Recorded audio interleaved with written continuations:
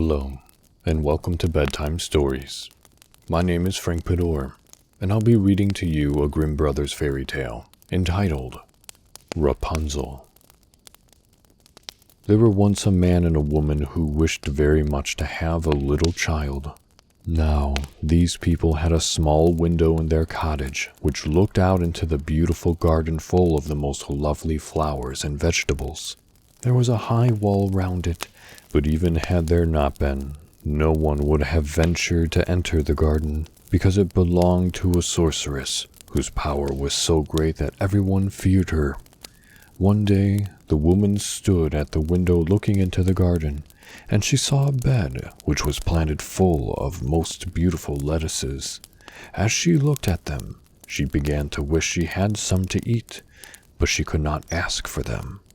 Day after day, her wish for these lettuces grew stronger, and the knowledge that she could not get them so worried her that at last she became so pale and thin that her husband was quite alarmed.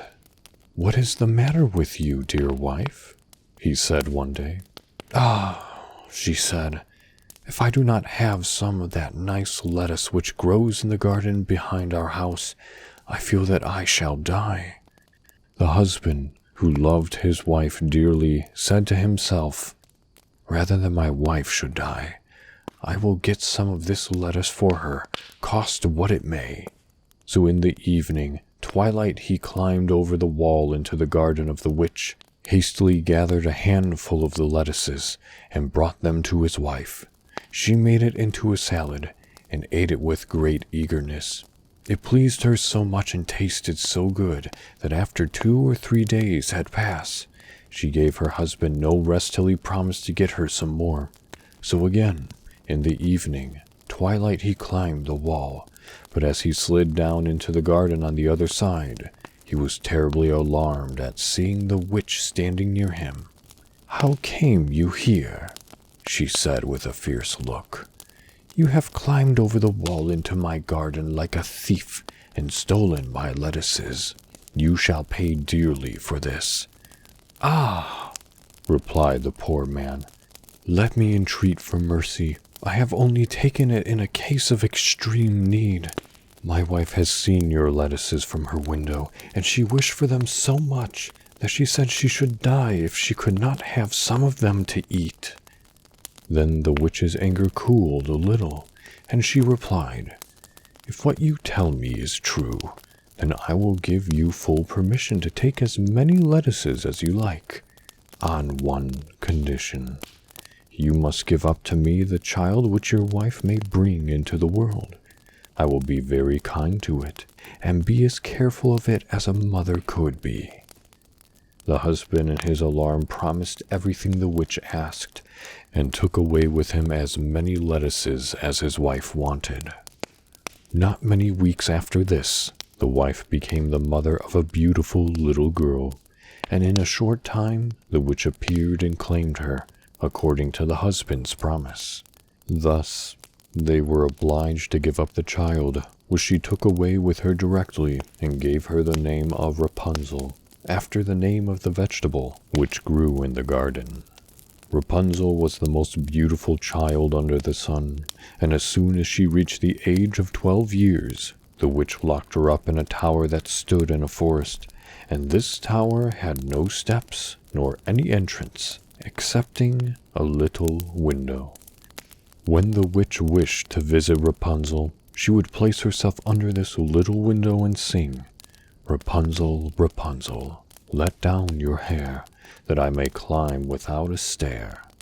Rapunzel had most long and beautiful hair like spun gold, and when she heard the voice of the witch, she would unbind her golden locks and let them fall loose over the window-sill, from which they hung down to such a length that the witch could draw herself up by them into the tower. 2 years passed in this manner, when it happened one day that the king's son rode through the forest. While passing near the tower, he heard such a lovely song, and could not help stopping to listen. It was Rapunzel, who tried to lighten her solitude by the sound of her own sweet voice. The king's son was very eager to obtain a glimpse of the singer, but he sought in vain for a door to the tower. There was not one to be found, so he rode home. But the song had made such an impression on his heart that he went daily into the forest to listen. Once, while he stood behind a tree, he saw the witch approach the tower and heard her say, "Rapunzel, Rapunzel, let down your hair, that I may climb instead of a stair." Presently, he saw a quantity of large golden hair hanging down low over the window-sill, and the witch climbing up by it. "Oh," said the young prince, "if that is the ladder on which persons can mount and enter, I will take the first opportunity of trying my luck that way." So on the following day, as it began to grow dark, he placed himself under the window and cried, "Rapunzel, Rapunzel, let down your hair, that I may climb instead of a stair." Immediately, the hair fell over the window, and the young prince quickly climbed up and entered the room where the young maiden lived. Rapunzel was dreadfully frightened at seeing a strange man come into her room through the window, but the king's son looked at her with such friendly eyes and began to converse with her so kindly that she soon lost all fear. He told her that he had heard her singing, and that her song had excited such deep emotions in his heart that he could not rest till he had seen her. On hearing this, Rapunzel ceased to fear him, and they talked together for some time, till, at length, the prince asked her if she would take him for a husband. For a time, she hesitated, although she saw that he was young and handsome, and he had told her he was a prince. At last, she said to herself, "He will certainly love me better than old Mother Grethel does." So she placed her hand in his and said, "I would willingly go with you and be your wife, but I do not know in the least how to get away from this place, unless," she said, after a pause, "you will bring me every day some strong silk cord. Then I will weave a ladder of it, and when it is finished, I will descend upon it, and you shall take me away on your horse." The prince readily agreed to this, and promised to come and see her every evening till the ladder was finished, for the old witch always came in the daytime. The witch had never seen the prince.